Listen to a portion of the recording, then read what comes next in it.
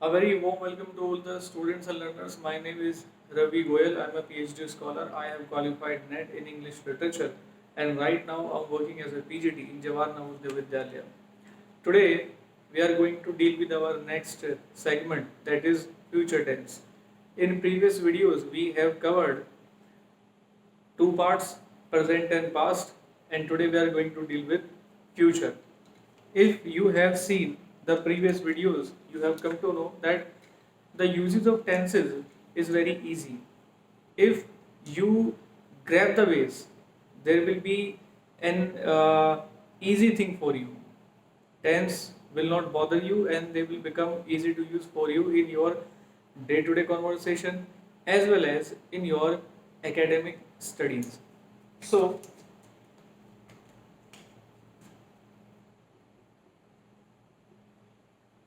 future tense.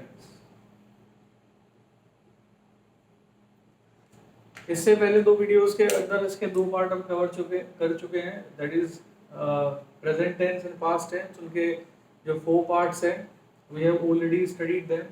अब future tense हम लोग पढ़ेंगे and this will be the last section in the basics. तो फ्यूचर टेंस क्या होता है? हिंदी के अगर सेंटेंस में हम देखें तो हिंदी के जो सेंटेंस होते हैं उन हिंदी के सेंटेंसेस में आखिरी में आपको गा, गे और गी इस तरह के वर्ड्स आपको मिल जाते हैं. और अगर हम इसकी स्ट्रक्चर की बात करें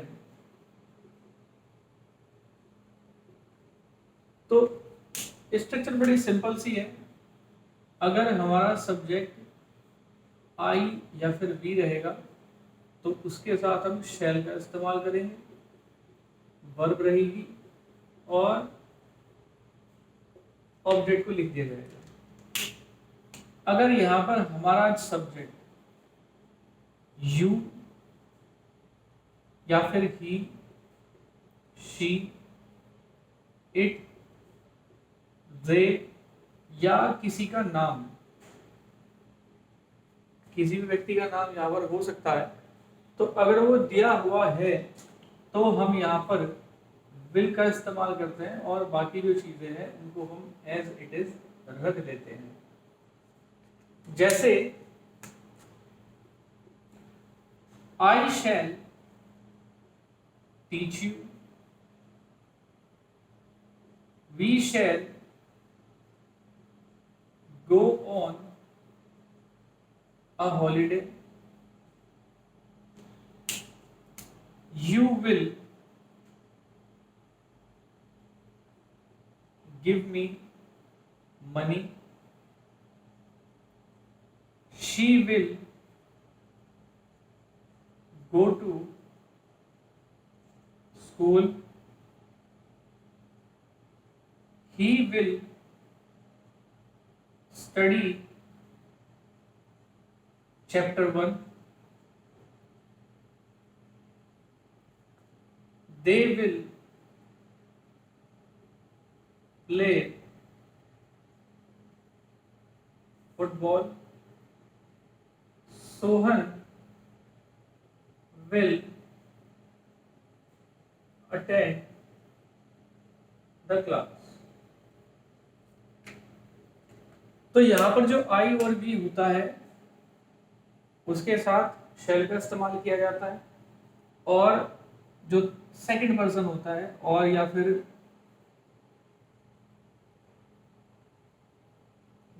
थर्ड पर्सन होता है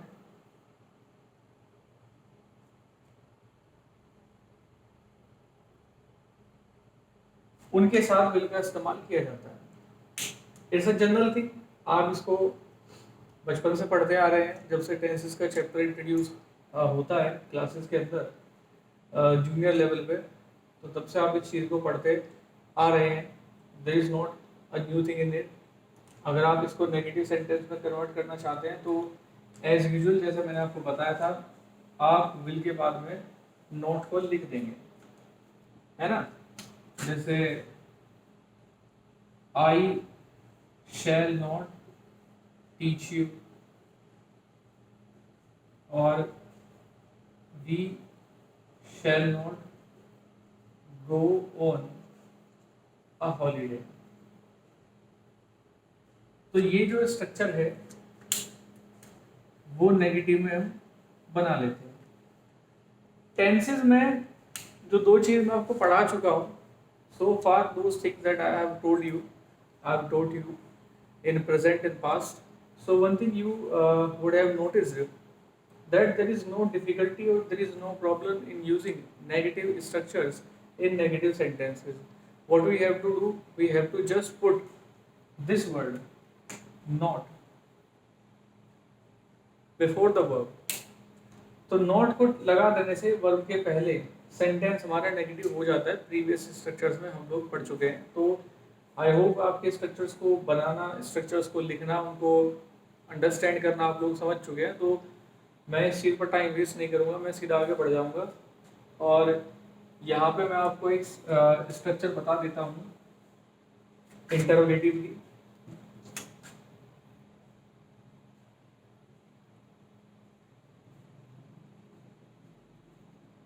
नयापन तो इसके अंदर कुछ नहीं है, क्योंकि हम प्रीवियस जो प्रेजेंट और पास्ट है उसके अंदर हम स्ट्रक्चर्स ही डील करते आए हैं अब तक। और आई होप के स्ट्रक्चर्स को किस तरीके से बनाना है, किस तरह से कंस्ट्रक्ट करना है, you have understood it very well.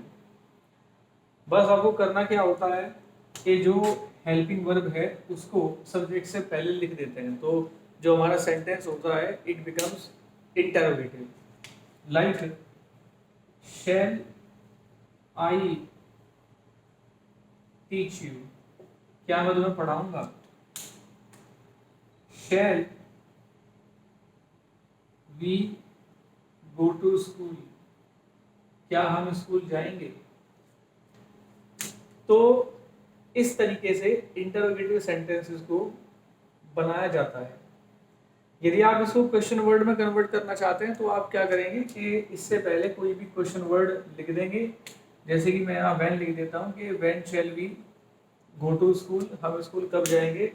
तो ये जो स्ट्रक्चर है ये क्वेश्चन वर्ड वाली स्ट्रक्चर बन जाती है। So it's very easy to use, आप इसको समझ चुके होंगे आई होप। अब मैं इसके यूसेज आपको बता देता हूँ। जो एडवांस कॉन्सेप्ट है अब उसको हम डील करेंगे। This was the basic concept that you have already familiar with. Now I am going to deal with the advance concept. देखिए ये जो चीज़ हमने पढ़ी है, जो मैंने आपको बताया है कि सब्जेक्ट में अगर आई भी रहता है तो उसके साथ हम शैल का इस्तेमाल करते हैं, और सब्जेक्ट की जगह अगर कोई थर्ड पर्सन या सेकंड पर्सन या फिर किसी का नाम रहता है ना, जैसे मैंने लिखा हुआ है, तो उसके साथ हम विल करते हैं। इट्स अ जनरल थिंग जो हम बचपन से पढ़ते आए हैं, है ना। अब इसके अंदर एक नई चीज क्या है कि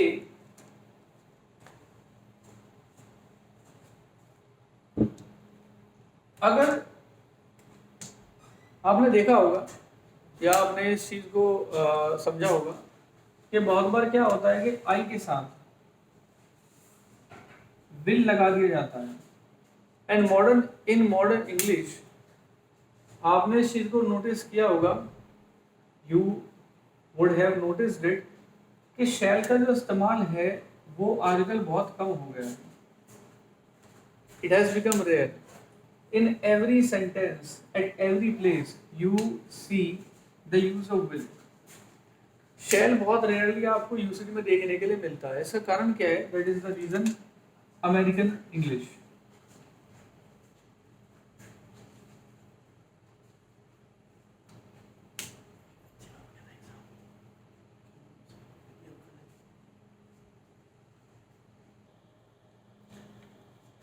तो जो अमेरिकन अंग्रेजी है उस अमेरिकन अंग्रेजी के अंदर ये जो विल है इसका इस्तेमाल ज़्यादा किया जाता है, शैल का इस्तेमाल बहुत ही रेयर हो गया है। लेकिन अगर आप ग्रामेटिकल कॉन्सेप्ट को देखें, स्पेशली ब्रिटिश ग्रामर भी आप देखते हैं तो उसके अंदर यही पैटर्न को फॉलो किया जाता है। लेकिन आज के समय में क्या है कि नाउ डेज जो हमारी ब्रिटिश अंग्रेजी है that is heavily influenced with American English.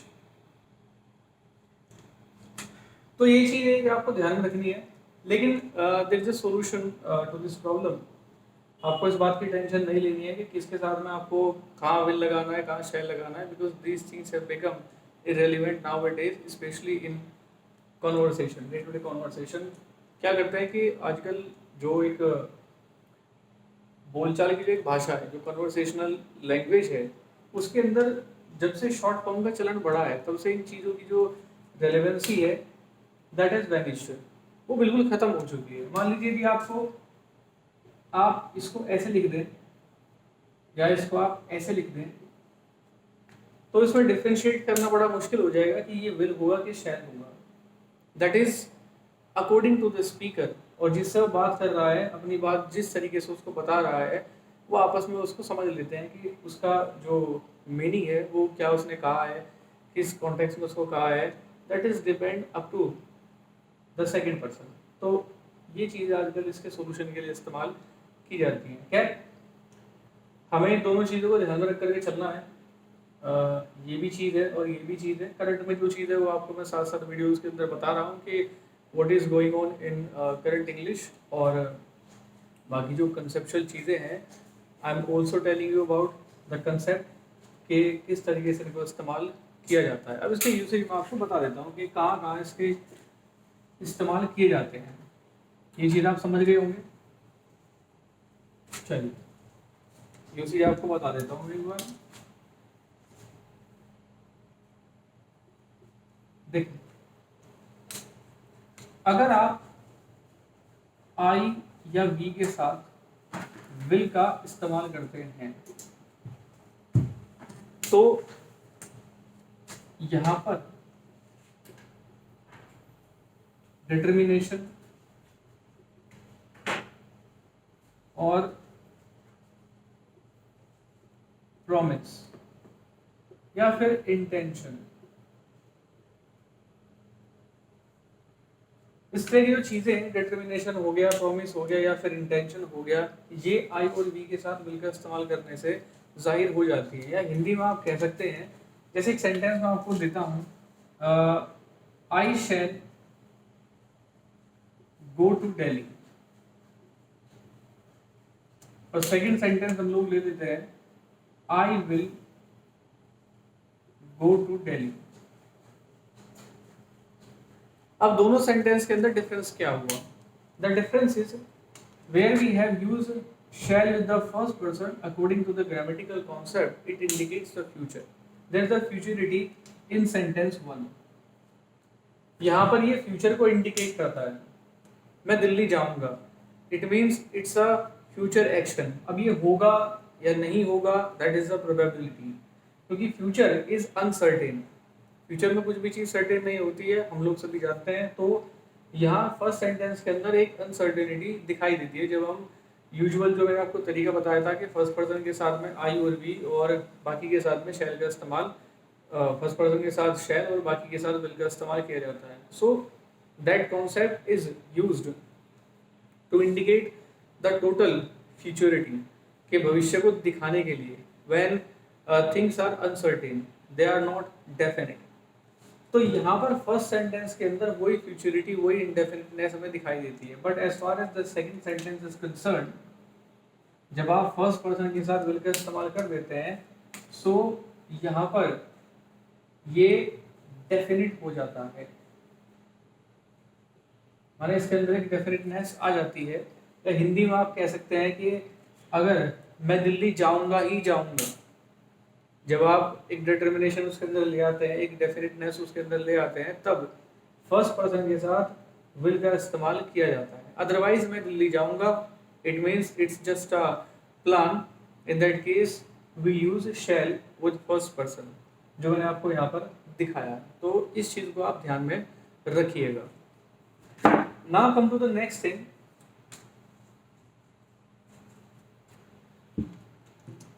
एक एग्जांपल मैं आपको और देता हूं। We will pass this year, इस साल हम पास होंगे। तो इस सेंटेंस के अंदर फर्स्ट पर्सन अपना जो डिटर्मिनेशन है उसको दिखाता है। तो इन चीज़ों का आप ध्यान रखिएगा कि विल का इस्तेमाल जब आपको इन चीज़ों को शो करने के लिए करना है तो आप फर्स्ट पर्सन के साथ में उसको रख सकते हैं। But when you want to show the simple futurity, in that case you have to use shall. Instead of will. अब देखें जो शेल है, शेल का इस्तेमाल कहाँ कहाँ किया जाता है। विल का इस्तेमाल मैंने आपको बता दिया। अब शेल का इस्तेमाल कहाँ कहाँ किया जाता है इसको हम देख लेते हैं। पहला जो शेल का इस्तेमाल है, अगर आप सेकंड या third person, there are three persons in English language: first person, second person and third person. First person means the person who is speaking, I or we. Second person is with whom we are talking to, you. And third person we are talking about, like he, she, it, they, or name of some person.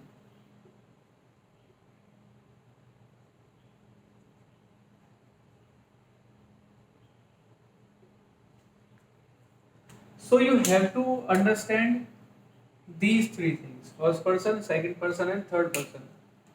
क्योंकि हर बार video के अंदर मैं बार बार ये चीज़ें mention नहीं कर सकता, you, he, she, it, they. मैं सिंपली अगर मैं यू की बात करूंगा, I will say second person. If I say third person, so you have to understand I am talking about he, she, it, they, name of some person. इसको आप समझ लीजिए। तो शेल का इस्तेमाल सेकंड और थर्ड पर्सन के साथ में जब किया जाता है तो किस किस चीज़ों में हम सेकंड और थर्ड पर्सन के साथ इस्तेमाल करते हैं, तो किस किस तरीके से इसका इस्तेमाल किया जाता है। देखिए, पहला तो होता है थ्रेड, यानी कि सेकंड पर्सन के साथ यदि आप शेल का इस्तेमाल करते हैं तो वहां थ्रेड दिखाई देती है, यानी कि किसी को धमकाना। जैसे you shall be punished, threat. या फिर promise,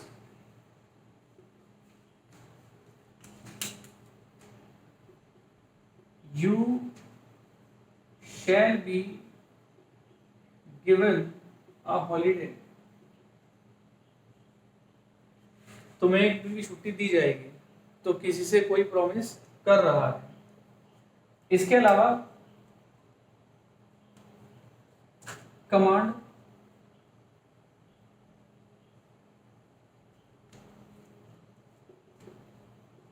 he shall wait here, वो यहाँ इंतजार करेगा। तो जब सेकंड और थर्ड पर्सन के साथ शेल का इस्तेमाल किया जाता है तो थ्रेट, प्रॉमिस या फिर कमांड, ये तीन चीज जो होती है उनको इंडिकेट किया जाता है। एग्जाम्पल आप देख सकते हैं कि यू शैल बी पनिश्ड, किसी को धमकाया जा रहा है। You shall be given a holiday, किसी से कोई प्रॉमिस किया जा रहा है। And he shall wait here, किसी को कमांड दी गई है कि आप यही इंतजार करेंगे। इसके अलावा शैल का जो इस्तेमाल होता है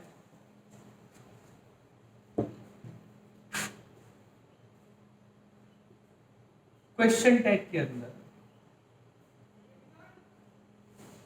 क्वेश्चन टैग क्या होता है? इसको टेल क्वेश्चन भी कहा जाता है।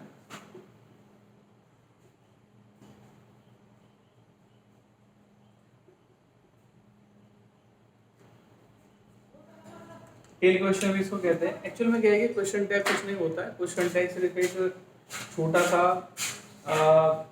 कंफर्मेशन के लिए एक चीज लास्ट में पूछ ली जाती है, and it's a general characteristic of our daily conversation. जब हम किसी से बात करते हैं तो जनरली हम अनकॉन्शियसली क्वेश्चन टैग का इस्तेमाल करते हैं। हिंदी में भी हम बहुत तरह से इसका इस्तेमाल करते हैं क्वेश्चन टैग का, जो हमारी डे टू डे कॉन्वर्सेशन है। जैसे तुमने कल मुझे फ़ोन नहीं किया, किया?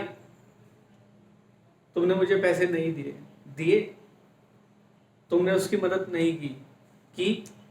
तो लास्ट में जो हम डाल देते हैं की या किया या कोई अदर चीज़ इस्तेमाल करते हैं, so that is known as question tag, जो हिंदी में आप समझ गए होंगे कि किस तरीके से इस्तेमाल किया जाता है।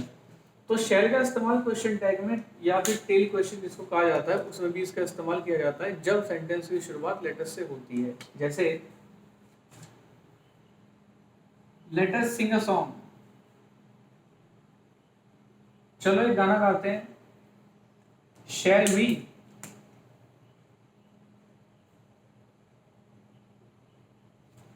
गाएं। Let us go out, shall we, चलेंगे। तो ये जो हिस्सा आप देख रहे हैं जहां पर मैंने शैल वी और शैल वी लिखा हुआ है, खासकर लेटर्स के साथ जो शुरू होने वाले सेंटेंसेस है, तो इसी हिस्से को क्वेश्चन टैग कहा जाता है। ये हमारा मेन सेंटेंस है।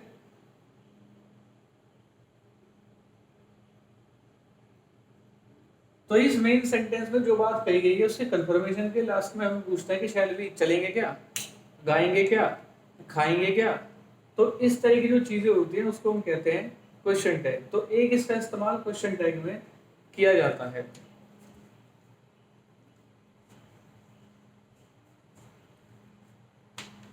इसके अलावा जो क्वेश्चन टैग है, क्वेश्चन टैग में इसकी जगह विल का इस्तेमाल नहीं किया जाएगा, ये सीधा सीधा ऐसे ही रहेगा जैसे मैंने आपको बताया है। इसके अलावा एक जो इसका इस्तेमाल होता है शैल का, वो होता है लॉ के अंदर। कानूनी जो लैंग्वेज होती है, कॉन्स्टिट्यूशनल जो एक भाषा होती है, कॉन्स्टिट्यूशनल जो नैरेटिव होता है, उसके अंदर शैल का इस्तेमाल किया जाता है। जैसे एक एग्जांपल मैं आपको देता हूँ, माने कि कोई अगर ऑब्लिगेशन है, यानी कि लॉ के अंदर कोई अगर ऑब्लिगेशन है, कोई कर्तव्य है, कोई बाध्यता है, तो उसको दिखाने के लिए शैल का इस्तेमाल किया जाता है। कैसे? जैसे आपने कॉन्स्टिट्यूशन आपने पढ़ा होगा, जो हमारे कॉम्पिटिटिव एस्पिरेंट्स हैं उन्होंने कंपटीशन पढ़ा होगा, कंपटीशन की तैयारी कर रहे होंगे। So when you prepare for competitive examinations you have to study polity. So when you study polity there is a special things, है ना, स्पेशल कुछ चीज़ें होती हैं जिनको आपको याद रखना होता है। Some special articles and some special arrangements जो कि कॉन्स्टिट्यूशन के अंदर की गई हैं, तो उनको आपको याद करना होता है। एग्जाम में आपसे कई बार पूछ लिया जाता है कि ये फला फला जो चीज़ है वो भारत के कॉन्स्टिट्यूशन के किस हिस्से में, किस अनुच्छेद में या आर्टिकल में इसको बताया गया है। For example appointment of prime minister, यानी कि प्रधानमंत्री की जो नियुक्ति है, तो उसका एक जो प्रोसीजर है वो कॉन्स्टिट्यूशन में बताया गया है कि किस तरीके से प्रधानमंत्री की नियुक्ति होती है। तो उसमें एक क्लोज डाल दी गई है कॉन्स्टिट्यूशन में कि जो प्रधानमंत्री है उसकी नियुक्ति राष्ट्रपति करेगा, और जो उसका मंत्रिमंडल है उस मंत्रिमंडल में जो लोग होंगे उनकी नियुक्ति प्रेसिडेंट प्रधानमंत्री के परामर्श पर करेगा। तो ये एक चीज़ कॉन्स्टिट्यूशन में आपने पढ़ी होगी। तो अगर आप उसका अंग्रेजी वर्जन अगर पढ़ेंगे कॉन्स्टिट्यूशन का, तो उसमें आपको पढ़ने के लिए मिलेगा the president shall appoint the cabinet on the recommendation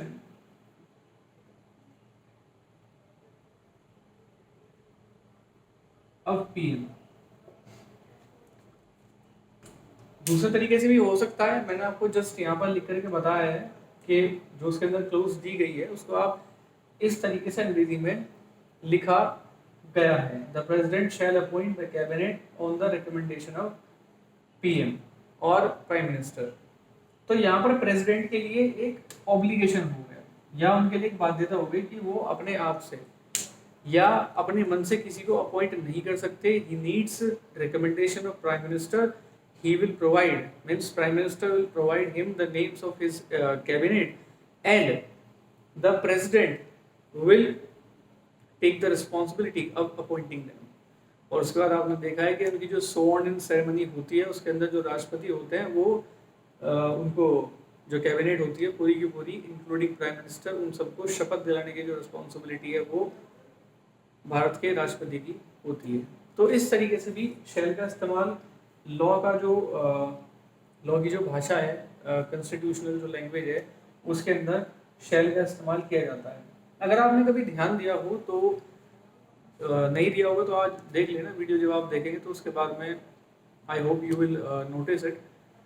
और आपने देखा होगा कि जो करेंसी हमारे यहाँ चलती है इंडियन रुपी, है ना, तो इंडियन रुपी में जहाँ गांधी जी का फोटो बना हुआ है और उसके इधर बीच में, मतलब फोटो के बीच में नीचे थोड़ा सा बॉटम में, बॉटम थोड़ा सा ऊपर बीच में, I shall promise to pay the sum of 100 rupees to the bearer, ये चीज लिखी होती है कि मैं धारक को 100 रुपये अदा करने का वचन देता हूँ। तो वहां पर शैल का ही इस्तेमाल किया गया है। करेंसी कोई भी यदि आपके पास में 10 रुपये का नोट या 20 रुपये का, 50 का, जो भी है उसको आप एक बार देख लेना। देखने के बाद में ये चीज़ आपको क्लियर हो जाएगी यहाँ से। तो यहाँ पर एक शैल का इस्तेमाल ये किया जाता है। शैल का एक इस्तेमाल आ जाता है अगर आप किसी व्यक्ति की इच्छा जानना चाहते हैं, किसी के मन की बात जानना चाहते हैं, तो जैसे प्रधानमंत्री मोदी जी अपने मन की बात कहते हैं लेकिन दूसरे के मन की बात वो जानते नहीं हैं, जानना नहीं चाहते हैं, सुनना नहीं चाहते हैं, केवल अपने मन की बात वो बताते हैं कि उनके मन में क्या चल रहा है। तो इसी तरीके से यदि आप किसी के मन की बात अगर जानना चाहते हैं, उसकी इच्छा जानना चाहते हैं, तो उसके लिए भी शैल का इस्तेमाल किया जाता है फर्स्ट पर्सन के साथ में। ये चीज़ आपको ध्यान रखनी है। जैसे मैंने आपको बताया कि शैल का इस्तेमाल जब फर्स्ट पर्सन के साथ में किया जाता है तो वहाँ पर वो सिंपल फ्यूचर को इंडिकेट करता है। But the structure that I am going to tell you it is entirely different from the previous concept. तो यहाँ पर ध्यान रखना है कि वोल्यूशन, वोल्यूशन माने इच्छा, कि दूसरे की इच्छा आप जानना चाहते हैं कि दूसरा क्या चाहता है। तो उसके लिए सेंटेंस हम क्या शुरुआत करते हैं कि शैल आई क्लोज द डोर। मान लीजिए आप कहीं कमरे में एंटर करते हैं, किसी के पास जाते हैं, तो आप दरवाजा बंद कर दूं, एक गिलास पानी ले आऊं, आपके लिए डॉक्टर बुला लाऊं, आपके लिए खाना ले आऊं। तो इस तरीके से जब दूसरे की इच्छा पूछी जाती है तो वहां सेंटेंस की शुरुआत शैल आई से की जाती है। शैल बी स्टडी, पढ़ाई करेंगे आप या पढ़ाई करें, इस तरीके से। यानी कि इसका मतलब ये नहीं होता कि शैल है क्या मैं दरवाज़ा बंद कर दूँ, है ना। मतलब आम बोलचाल की जो भाषा है, जो हमारा डे टू डे कॉन्वर्सेशन है, उसके अंदर हम इस तरीके से कभी नहीं पूछते हैं। आपने इस चीज़ को नोटिस भी किया होगा कि जब आप हिंदी में किसी से बात करते हैं, when are you talking to somebody in your native language, तो आप कभी इस तरीके से नहीं कहते कि क्या मैं आपके लिए दरवाज़ा बंद कर दूँ, क्या मैं आपके लिए खाना ले आऊँ, क्या मैं आपको एक गिलास पानी पिला दूँ। कभी इस तरीके से नहीं बोला जाता, because it's a formal structure, it's a formal conversation. और वो एक रिटर्न में जब आप लिखते हैं तो इस तरीके से लिखा जाता है। अदरवाइज जो हमारी डे टू डे कॉन्वर्सेशन है कोई इस तरीके से बात नहीं करता। हम सिंपली पूछते हैं कि दरवाज़ा बंद कर दूँ, चाय ले आऊँ, या फिर पानी ले आऊँ, या लाइट बंद कर दूँ, पंखा चला दूँ। तो इस तरीके से हम चीज़ों को यूज़ करते हैं जो हमारी डे टू डे कॉन्वर्सेशन है। तो ये जो हमारी डे टू डे कॉन्वर्सेशन है उसमें इस तरीके से अंग्रेजी में शैल का इस्तेमाल आई और बी के साथ में किया जाता है दूसरे की इच्छा को जानने के लिए। यहाँ पर विल का इस्तेमाल नहीं होता। देखें, अगर आप विल आई, यानी कि क्वेश्चन में यदि आप विल का इस्तेमाल करते हैं, आप विल आई या विल वी का अगर आप इस्तेमाल करते हैं तो यहाँ पर इसका जो मीनिंग है वो डिफरेंट हो जाता है। ये दिखाता है कि परप्लेक्सिटी या फिर नर्वसनेस, या तो कोई बेचैनी या फिर कंफ्यूजन को इसको यहाँ इसका इस्तेमाल करके दिखाया जाता है। जैसे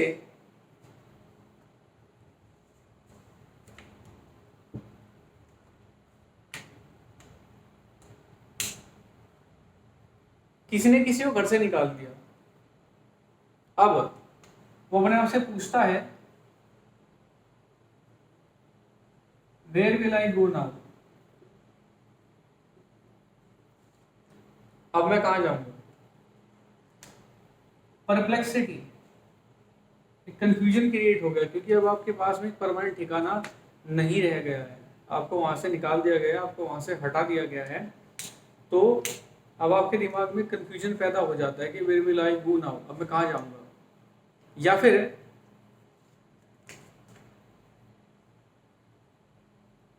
how will I get back my money,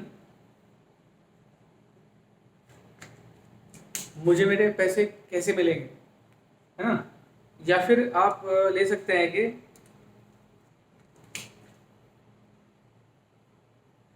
what will we do, what will we do with this small amount, इस छोटे से अमाउंट के साथ हम क्या करेंगे। तो एक परप्लेक्सिटी, एक नर्वसनेस जब व्यवहार में आ जाती है तो उसको इंडिकेट करने के लिए विल आई या विल बी का इस्तेमाल किया जाता है। तो दोनों चीज़ें मैं आपको बता चुका हूँ कि शैल आई और शैल बी किस तरीके से इस्तेमाल होगा और विल आई और विल बी किस तरीके से इस्तेमाल किया जाएगा।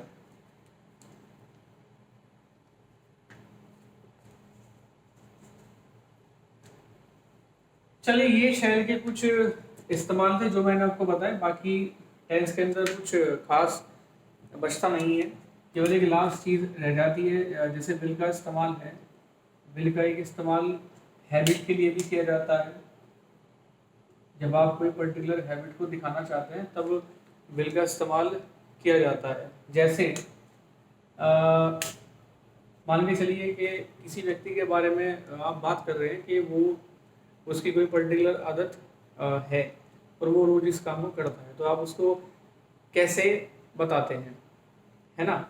जैसे सपोज करिए कि this is a library and everybody comes in library for study, और किसी की कोई पर्टिकुलर आदत है कि वो आएगा, घंटों बैठा रहेगा और किताबें पढ़ता रहेगा। तो that person has this peculiar habit and we are indicating that person, we are making the sentence or we are giving the information in present tense, but we are talking about some person's peculiar habit. अब वो habit क्या है? He will sit for hours and study novels. वो यहाँ घंटों बैठेगा और novel पढ़ेगा। तो ये जो हमारा सब्जेक्ट है, इसकी ये एक पिक्यूलियर हैबिट है कि ये इस काम को करता है।